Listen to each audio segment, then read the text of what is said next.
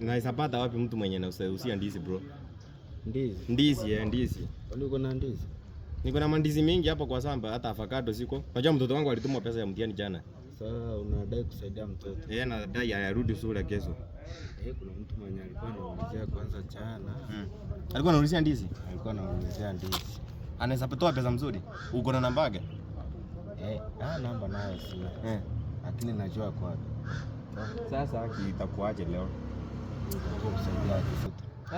Hata sioni, sina namna nyingine. Hata mwenye anaweza chukua avocado.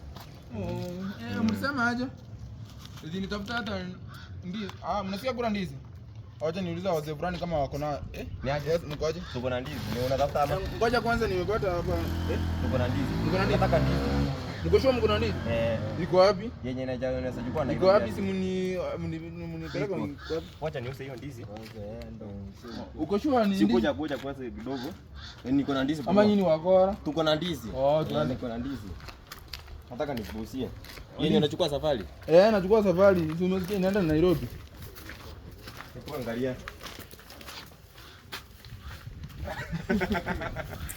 Kasama. Ndio ndizi. Weka serious. Unaweza weka hii ndizi kwa gani? Si ni pesa 700 basi.